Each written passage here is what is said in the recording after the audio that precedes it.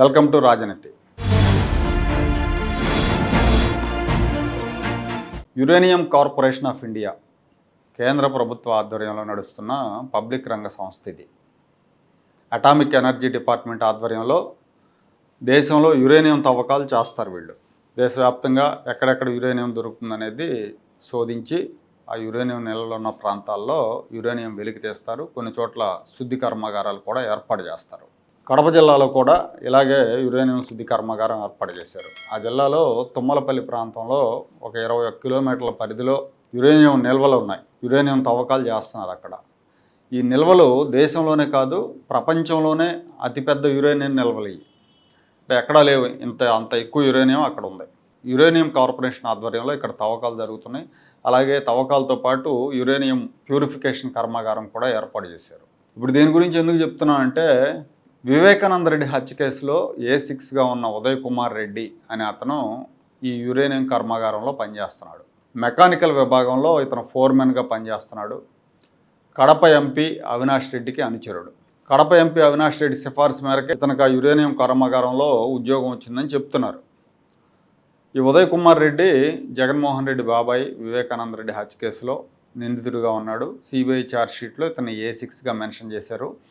ఇతను వివేకానంద రెడ్డి హత్య జరిగిన రోజు అవినాష్ రెడ్డితో కలిసి ఎన్నికల ప్రచారంలో పాల్గొన్నాడు. ఆ రాత్రి వివేకానంద రెడ్డి హత్య జరిగింది.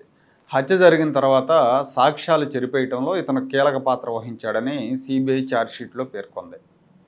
ఇతను కూడా అరెస్ట్ చేశారు. 16 నెలల పాటు ఇతను జైల్లో ఉన్నాడు. కానీ ఇతని ఉద్యోగం నిక్షేపంగా ఉంది. కేంద్ర ప్రభుత్వ ఉద్యోగం మీద క్రిమినల్ కేసు నమోదై 48 గంటల కస్టడీలో ఉంటే ఆటోమేటిక్గా సస్పెండ్ అవుతాడు, జీతం ఆగిపోతుంది. కానీ ఈ ఉదయ్ కుమార్ రెడ్డి బెయిల్ మీద విడుదలయ్యాక ఇతన్ని సస్పెండ్ చేయడానికి 11 నెలల సమయం తీసుకున్నారు. ఇతను 2023 ఏప్రిల్లో అరెస్ట్ అయితే అప్పటి నుంచి విధులకు హాజరు కాకపోయినా జీతం చెల్లించారు. ఇతని మీద చర్యలు తీసుకోలేదు. ఉద్యోగి మీద క్రిమినల్ కేసు నమోదైనప్పుడు శాఖాపరమైన విచారణ చేయాలి, అలాంటిదేమీ జరగలేదు. సస్పెండ్ చేయడంలో జాప్యం చేశారు. వివేకానంద రెడ్డి కుమార్తె సునీత రెడ్డి ఇదే విషయాన్ని ప్రశ్నించారు. కర్మాగారం అధికారులను కలిసి దీని గురించి అడిగారు. అతన్ని సస్పెండ్ ఎందుకు చేయలేదు, అతనికి జీతం ఎందుకు చెల్లించారు, 16 నెలలుగా ఉద్యోగంలోకి రాని వాడికి జీతాలు ఎలా చెల్లిస్తారు, అతని మీద చర్యలు ఎందుకు తీసుకోలేదని అడిగారు. ఇది నిజంగా ఆశ్చర్యకరంగా ఉంటుంది. జనరల్గా ఎక్కడైనా ప్రభుత్వ ఉద్యోగం ఏదైనా క్రైమ్లో ఇన్వాల్వ్ అయితే ఇమీడియట్గా సస్పెండ్ చేస్తారు.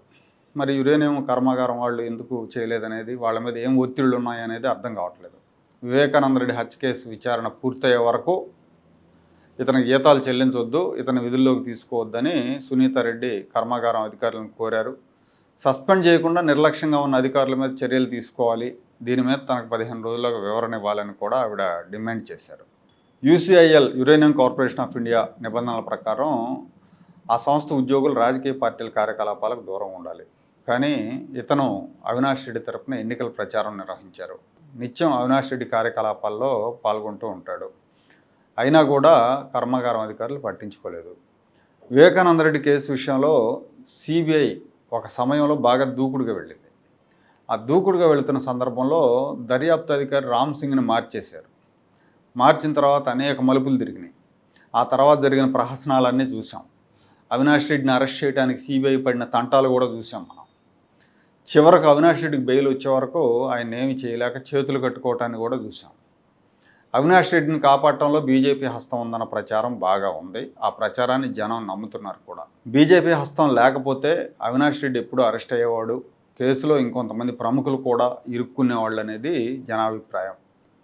ఈ కేసు దర్యాప్తు అసంపూర్తిగా ముగించారని, దీన్ని ఇంకా కొనసాగించాలి, ఇంకొంతమందిని విచారించాలని సునీత రెడ్డి ఒంటరి పోరాటం చేస్తూనే ఉన్నారు, న్యాయ పోరాటం చేస్తూ ఉన్నారు. ఆ పోరాటం చూసిన వాళ్ళకి నిజంగా ఈ దేశంలో న్యాయం దక్కడం ఇంత కష్టమైన పని, ఇంత జాప్యమా అన్న నిస్పృహ కలుగుతుంది. ఇది వ్యవస్థల మీద నమ్మకాన్ని పలచం చేస్తుంది.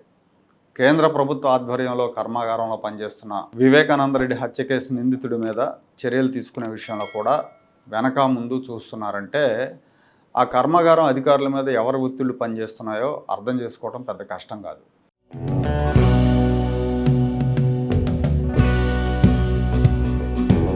Like, share and subscribe to Rajaniti channel.